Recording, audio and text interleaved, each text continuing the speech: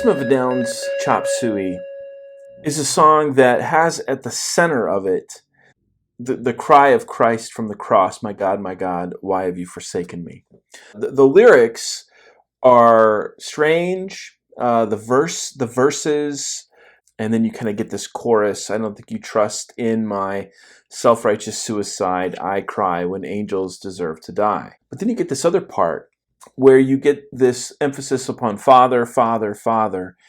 And then you hear, "Father, into your hands I commend my spirit. Into your hands, why have you forsaken me? In your eyes, forsaken me. In your thoughts, forsaken me. In your heart, forsaken me." And then it goes back into the chorus. Now, what's interesting about the song is the name Chop Suey. It was originally titled Suicide, but they couldn't get radio play for it with that title. And so they just came up with a weird title and called it Chop Suey. And it begins to speak to this idea of suicide, darkness in metal songs, and why the obsession in metal with these things. Metallica, for example, had a song called Fade to Black that was very controversial because it seems to be about suicide. And there's always this question of, do these types of songs cause suicide, cause people to kill themselves, and so on. And what's interesting is that when you really delve into the lyrics and delve into songs like Fade to Black or Ozzy Osbourne and Suicide Solution, he and Lita Ford did this song Close My Eyes Forever. But here you also kind of get this song with the original title Suicide, that focuses on Christ and kind of moves in that direction. And I think it's important to see that, especially in metal music, suicide isn't, I would argue, first and foremost, a reference to someone actually taking their life. It is much more about kind of the death of the symbolic world. What is darkness? What is nothingness? And I think when you get into like Nine Inch Nails, Marilyn Manson, System of a Down, and some of these bands that play around with themes that kind of focus on darkness, it's easy to kind of get caught up in thinking about it a certain way. So what do I mean by symbolic suicide? Well, the world that we inhabit, we give language to. And when we give language to it, it's a positive thing. We're speaking and we're making a world, and we're saying this is the way that the world is. The problem with that is that oftentimes it becomes about power. And the way the world is benefits some people and doesn't benefit others.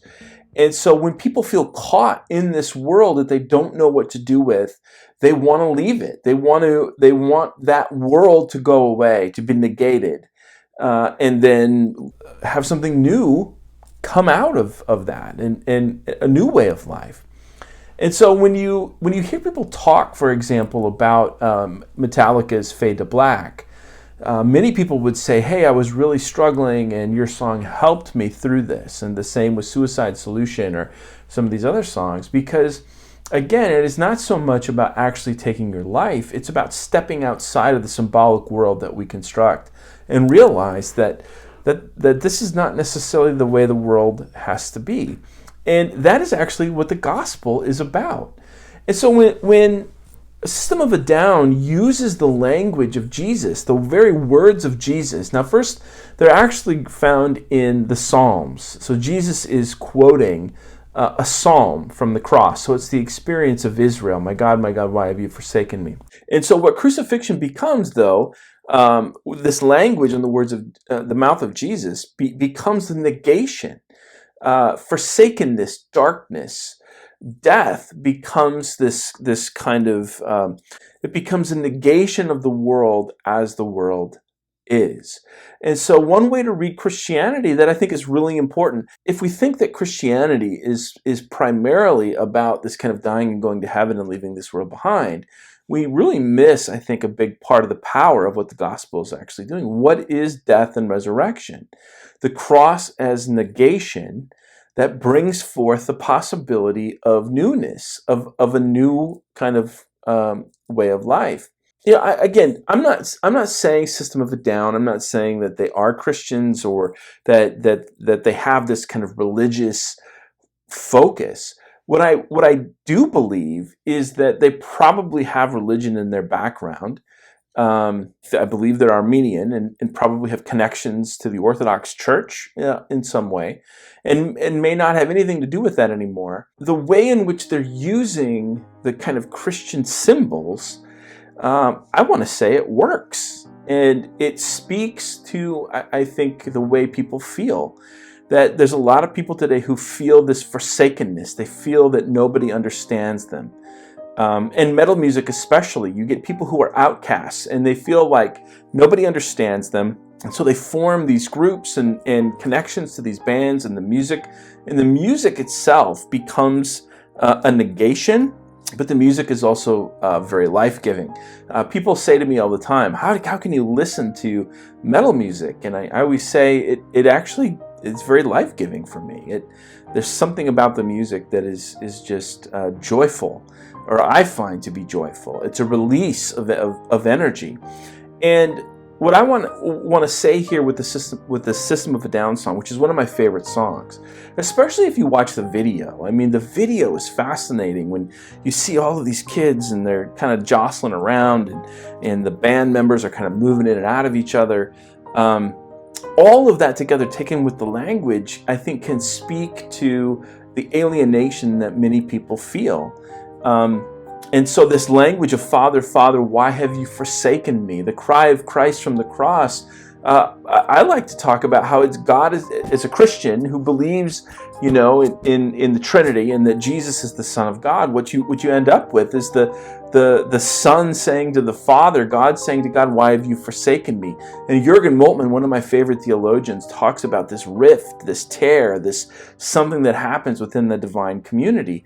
But also, I think one of the things Moltmann wants to say is that the cross is a Job moment, that it's Jesus kind of in solidarity with humanity, asking the Father, why have you forsaken me?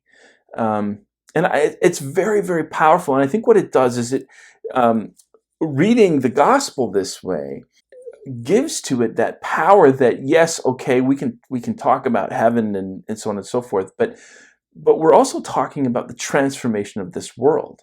That what we see the gospel really primarily being about is not us going to heaven, but heaven coming to earth and God coming to earth, and taking this world that is broken and oppressive and transforming it into something new. And this happens through the movement of death and resurrection. That in the cross and the resurrection of Jesus, we have the negation, the darkness, the blackness, right? The nothingness that breaks open the world and makes possible newness. That it makes possible a new way of life.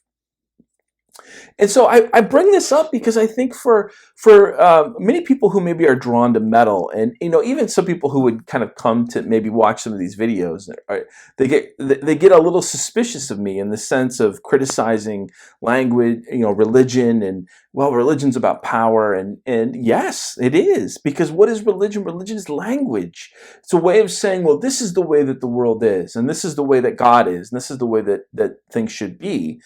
And yet, when you really explore kind of Christian thought and Christian theology, what you end up with is this recognition that our language eventually breaks apart, and that there's this God that can't be contained by our language, and that even our own human person, we can't be contained by our categories in language. And that is the movement of cross and resurrection.